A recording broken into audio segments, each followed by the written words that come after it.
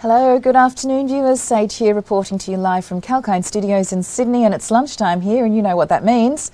It's time for the Mid Market Pulse, so let us zoom our lens on the Australian share market's performance. The Australian shares edged higher in a choppy trade by the afternoon as gains in the bank and tech stocks offset the losses in mining and the energy companies. Caution prevailed in the market amid renewed concerns that the US Central Bank will move earlier than expected to taper its bond purchases and consider interest rate hikes. A top US Federal Reserve official has indicated a taper announcement likely as early as next month and a rate hike by 2023. The benchmark index ASX 200 was currently trading higher by just 3.60 points, and the index touched a new record high, 7,512.1 in the early trade. The index opened marginally lower today, tracking weak cues from Wall Street. And in the overnight trade, the US stocks ended lower amid the broad selling on fears about tapering of bond purchases and a weak job report data. Richard Clarida, the Vice Chairman of the Federal Reserve, favoured an early rollback of the COVID-era monetary stimulus because of the rising inflation. And the blue chip S&P 500 and Dow Jones Industrial Average declined from the previous close, and the tech-heavy Nasdaq Composite closed flat on Wednesday. Bucking the trend, however, shares of the stock trading app Robinhood witnessed a wild rally by surging over 80% and triggering multiple trading halts on major exchanges. The rally in the stock, which recently got listed, was driven by multi-million-dollar investment from Wall Street's renowned tech investor Cathie Wood. Back home, investor sentiments were marred by rising cases in Greater Sydney and Queensland as lockdown measures failed to stop the community spread of the highly infectious Delta variant of the COVID-19 virus. In the past 24 hours, New South Wales recorded 262 new COVID-19 cases and 5 deaths. Premier Gladys Berejiklian has said the state's Hunter and Upper Hunter regions would be placed into a COVID-19 lockdown from 5 p.m. today after several cases were detected in the area. And the local government areas included are Newcastle, Lake Macquarie, Maitland, Port Stephens, Cessnock, Dungog, Singleton and Muswellbrook. Moving on now to the sectoral front, 6 of the 11 sectors were trading in the green zone, and the consumer discretionary topped the chart with 0.6% gains, followed by IT, which rose 0.3%. Telecom and healthcare indices also traded marginally higher.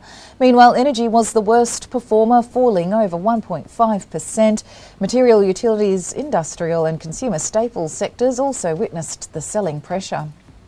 Let us turn our attention now to the biggest gainers and losers that captured the investor attention by the mid-market session.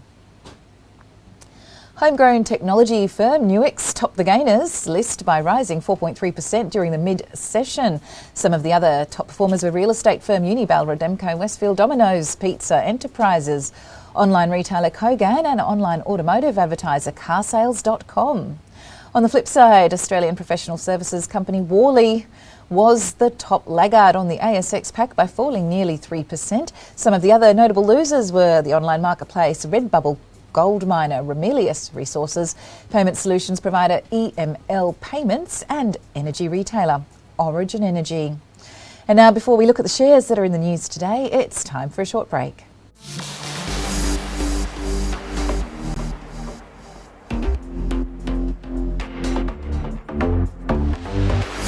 Hi, I'm Sage, and get ready to take the crypto ride with me on 𝐾𝐿𝐼𝐴 TV. Watch the Crypto Buzz every Tuesday and join the excitement at 𝐾𝐿𝐼𝐴 TV. From Bitcoins to NFTs to Dogecoin and DeFi, we have updates about everything around these digital currencies. Understand the investing rationale and the risks involved in the space with me, Sage, on Crypto Buzz. Keep watching 𝐾𝐿𝐼𝐴 TV.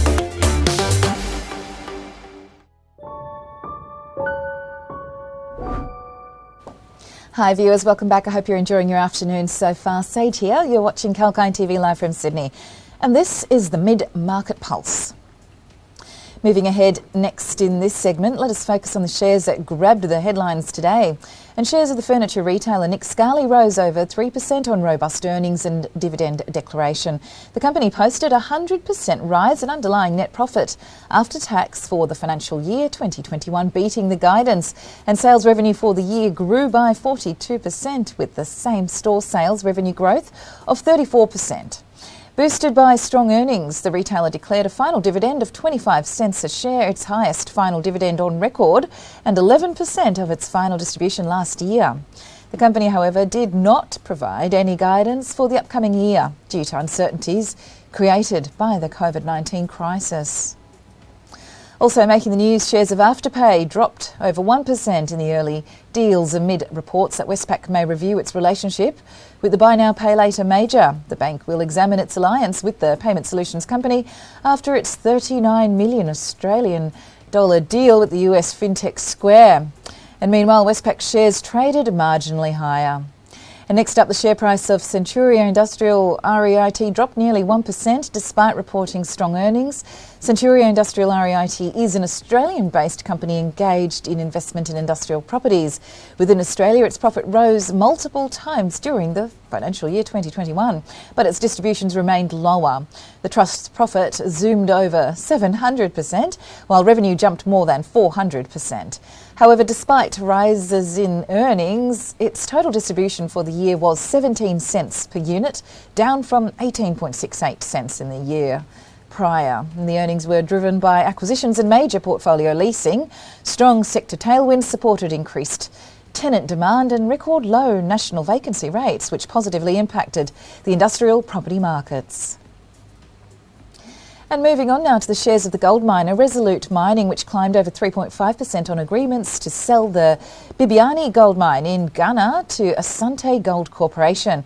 The company has sold the mine for $90 million, which comprises a $30 million deposit already received by Resolute. Besides, the $30 million will also be paid before 6 months from completion and remaining $30 million before 12 months from completion. The agreement has received ministerial consent, having been approved by the Ghanaian Honourable Minister of Lands and Natural Resources, with completion expected in 10 days. Next up is the multi-affiliate investment management firm Pinnacle Investments. Its shares rose 8% to hit a record high after its profits beat estimates, and the net profit jumped 108 or 108% in the financial year 2021, and the basic earnings per share was 38.2 cents, up 103% from just 18.8 cents in the last fiscal. It has also declared a fully franked final dividend per share of 17 cents, up 100% from the financial year 2020 final dividend of 8.5 cents. Also deserving a fair bit of attention is the nickel exploration company 𝐿𝐴𝐴X has updated that it commenced its maiden diamond drilling program at the Fire Dragon nickel copper target within the Birringham project located in the world-class Albany-Fraser, Oregon. The maiden Phase 1 diamond drilling program will test for massive sulfides primarily at Fire Dragon. As per the company release, the drilling program is supported by a drilling grant of $150,000 received from the Western Australian government.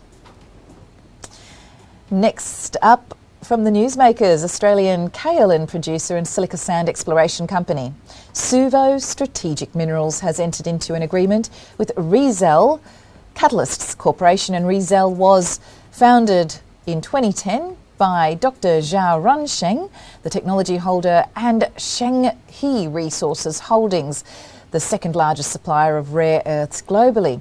As per the agreement, the co-founders will work together to develop tailor-made premium kaolin products and technical solutions. And thank you for joining us. That's all for now. Keep watching Kalkine TV as we bring you the latest news and trending market updates. Live from Sydney, Sage signing off.